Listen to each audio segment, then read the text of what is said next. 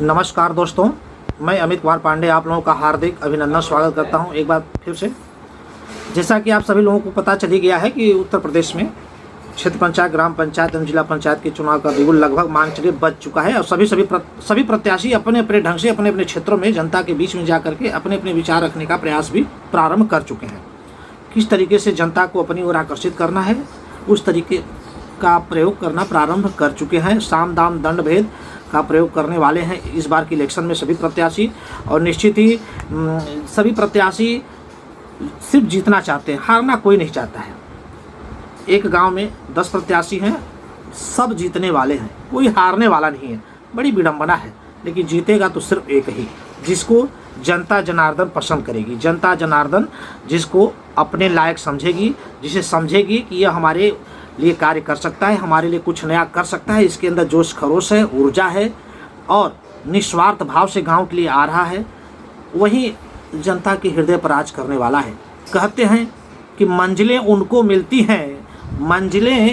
मिलती हैं जिनके सपनों में जान होती है। अब पंख होने से कुछ नहीं होता, हौसलों से उड़ान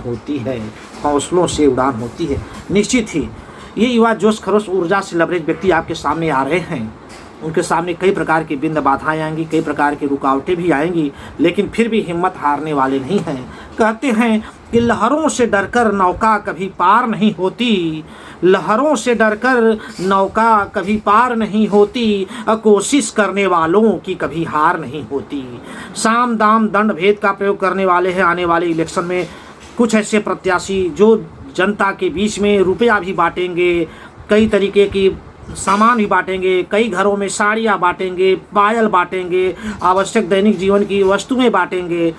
लेकिन कभी कभी दोस्तों सावधान भी रहिएगा, क्योंकि हारने के पश्चात होता क्या है कि सूद ब्याज समेत कुछ लोग वापस लेना प्रारंभ कर देते हैं। जो समर्थक लोगों को पैसा बंटवाते हैं वही समर्थक बाद में वसूली करना प्रारंभ कर देते हैं, तो उनके ऊपर प्रेशर पड़ता है कि मैंने जितना रुपया तुम्हें दिया था लाओ, नहीं तो तुम्हारी खैर नहीं है। कुछ ऐसे भी प्रत्याशी हैं जो किसी गरीब के भलाई के लिए अपना अगर रक्तदान करते हैं, अगर बाई चांस ईश्वर न करे वो हार जाते हैं, तो कहते हैं कि मेरा खून वापस करो, दूसरे का खून नहीं, मेरा ही खून वापस चाहिए। तो भैया सावधान रहिएगा ऐसे लोगों से जो आपको प्रलोभन देते हैं, लालच देते हैं, किसी प्रकार कि लालच के जाल में आपको फंसाना चाहते हैं। उनसे भैया बिल्कुल आप सावधान रहेगा। 2 रोटी कम खाइए लेकिन सुकून से रहिए भैया, वरना ज़िंदगी एकदम हर जिल्लत की हो जाएगी। 4 समाज में बेइज्जत हो जाएंगे आप। 10 जगह वो कहेंगे कि भैया मैंने इनको इतना दिया था लेकिन ये हमको वोट भी नहीं दिए, सरेआम बेइज्जती हो जाएगी। सावधान रहने की ज़रूरत है भैया। कुछ लोग ऐसे भी होते हैं जो किसी दूसरे में कमियां ढूंढते रहते हैं। कुछ ऐसे प्रत्याशी हैं कि कुछ दूसरे प्रत्याशियों की कमियां ही ढूंढते रहते हैं, उनके अंदर अच्छाइयां नज़र आती ही नहीं है। सच में कहा गया है कि उम्र जाया कर दी लोगों ने औरों के वजूद में नुकसान निकालते। काश अगर खुद को तराशा होता तो फरिश्ते बन जाते। अगर अपने ऊपर इतना ध्यान देते तो सारी कमियां दूर कर सकते थे। कहते हैं कि अजीब मुकाम पर ठहरा हुआ है काफिला जिंदगी का, सुकून ढूंढने चले थे नींद ही गंवा बैठे। यह महासमर है दोस्तों, सुख चैन निद्रा सब गायब हो जाती है।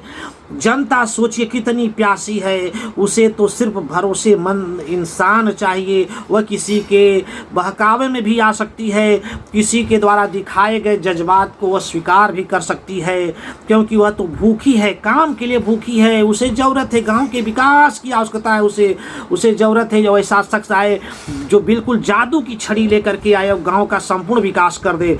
क्योंकि कहते हैं कि कितने दिनों के प्यासे होंगे ओ यारों, कितने दिनों के प्यासे होंगे ओ यारों।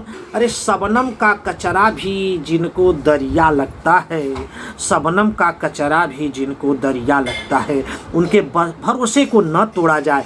जितने भी प्रत्याशी आ रहे हैं अगर वादा करते हैं तो उसे पूरा करने का प्रयास करें, वरना वादा न करें। ये जनता भोली भाली आपके भरोसे पर आपको वोट देती है, जीतने के पश्चात अगर आप धोखा देते हैं तो फिर आपको जगह वो कभी नहीं देने वाली है। कहते हैं कि मुझे गिरते हुए पत्तों ने समझाया है, मुझे गिरते हुए पत्तों ने समझाया है कि अगर बोझ बन जाओ तो अपने भी गिरा देते हैं, बोझ बन जाओ तो अपने भी गिरा देते हैं। अरे फूल देखे थे जनाजों पे अक्सर मैंने, फूल देखे थे जनाजों पे अक्सर मैंने, मगर आज शहर में फूलों का ही जनाजा देखा, मगर शहर में आज फूलों का ही जनाजा देखा। बड़ी अजीब सी है इन शहरों की रोशनी, बड़ी अजीब सी है इन शहरों की रोशनी, अरे उजालों के बावजूद भी चेहरे पहचानना मुश्किल है, उजालों के बावजूद भी चेहरे पहचानना मुश्किल है। निश्चित ही कभी कभी लोग एक दूसरे से नाराज हो जाते हैं कि भैया तुमने हमको वोट नहीं दिया, तुमसे खान पान हम तोड़ देंगे, तुमसे कोई मतलब नहीं रखेंगे। भैया ऐसा करने की ज़रूरत नहीं होती है। हर 5 साल के बाद चुनाव आता है, लेकिन यह जन्म जन्म का रिश्ता मात्र इलेक्शन के चक्कर में तोड़ने की ज़रूरत नहीं है। यह रिश्तों को और मजबूत बनाना है, बिल्कुल फेविकोल की जोड़ की तरह बनाना है ताकि रिश्ता टूटने न पावे। कहते हैं कि जरा सोच कर तोड़ना ताल्लुक किसी से, जरा सोच कर तोड़ना ताल्लुक किसी से, अरे टूट कर साख से पत्ते फिर कभी हरे नहीं होते, टूट कर साख से पत्ते फिर कभी हरे नहीं होते।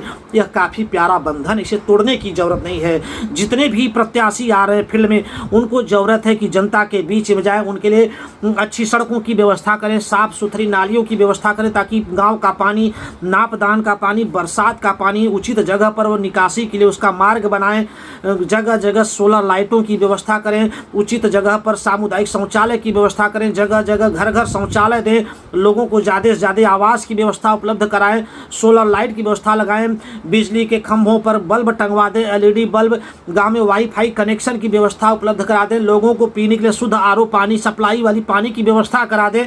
कई तरीके की व्यवस्थाएं किया जा सकता है। गांव के पंचायत मित्र को हिदायत दें कि आपको पंचायत भवन में बैठ करके ही कार्य करना है। गांव का प्रधान स्वयं माने सुबह से लेकर के एक टाइम फिक्स हो कि 10 बजे से लेकर के 5 बजे तक आपको पंचायत भवन में प्रधान मिलेगा। आप जब भी काम पड़े प्रधान से तो डायरेक्ट पंचायत भवन जाए, ना कि उसके घर जाए। कोई भी व्यक्ति प्रधानी अपने घर से बैठ करके न करे, उसके लिए कार्यालय की स्थापना की गई है। गाँव का सफाई कर्मी अगर गाँव में नियुक्त है तो उसकी भी जिम्मेदारी आप नियुक्त करें कि वह घर घर जा करके पूरे गली मोहल्ले सड़कों इत्यादि को साफ कराए। साथ में प्रत्येक घर के सामने या 4-5-6 घर के सामने मिला करके माने एक कूड़ेदान की व्यवस्था कर दें, ताकि लोगों से अपील भी करें कि भैया जो भी घर से कूड़ा कचरा निकले वो उस कूड़ेदान में ही डालें, इधर उधर न फेंके। गांव को स्वर्ग बनाना है। महात्मा गांधी कहा करते थे कि भारत की आत्मा गाँव में बसती है।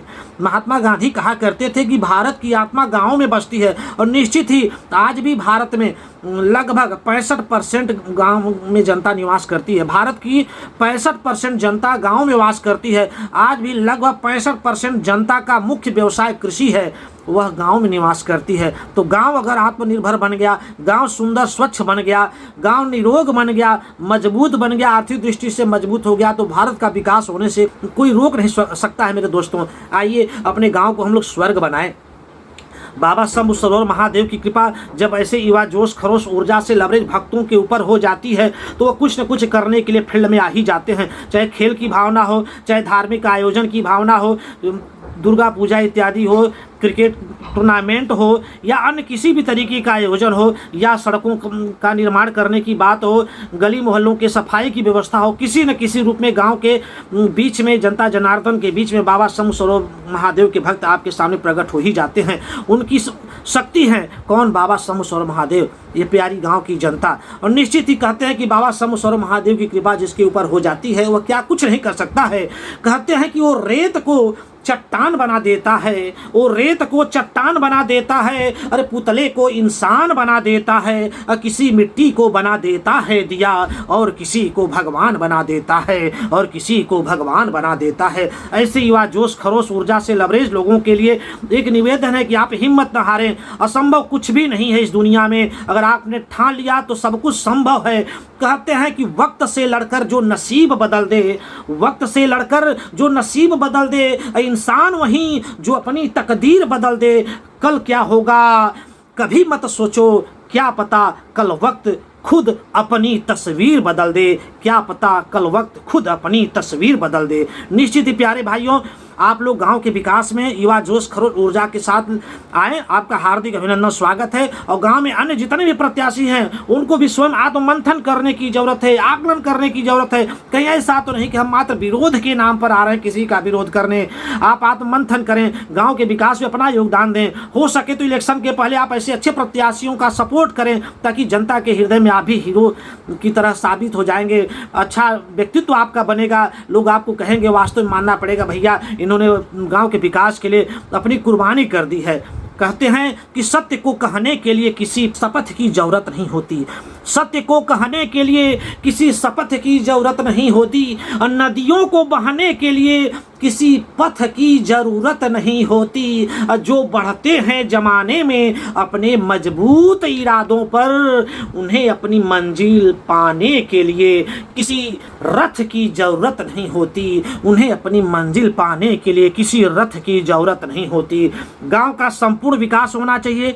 गांव की जनता जनार्दन को भी एक इज्जतदार जिंदगी जीने का अधिकार है। गांव के जितने भी प्रत्याशी इस इलेक्शन में आने वाले हैं अपना आत्ममंथन जरूर करें और स्वेच्छा से हो सके तो बिना किसी दबाव से एक अच्छे प्रत्याशी का आप लोग चयन करें, सपोर्ट करें ताकि आप भी इतिहास पुरुष बन सकें। हमारी बातों से अगर आप थोड़े भी सहमत हों तो इस वीडियो को ज़्यादा से ज़्यादा शेयर करें, इस चैनल को सब्सक्राइब करें तथा जो बेल आइकन है उसको प्रेस कर दें ताकि आने वाली वीडियो का नोटिफिकेशन आपको जरूर पता चल जाए और अपने विचार जरूर शेयर करें। धन्यवाद दोस्तों। इसी तरीके की एक नई वीडियो के साथ मैं आपसे पुनः भेंट करूंगा। तब तक के लिए धन्यवाद। जय श्री राम। भारत माता की जय।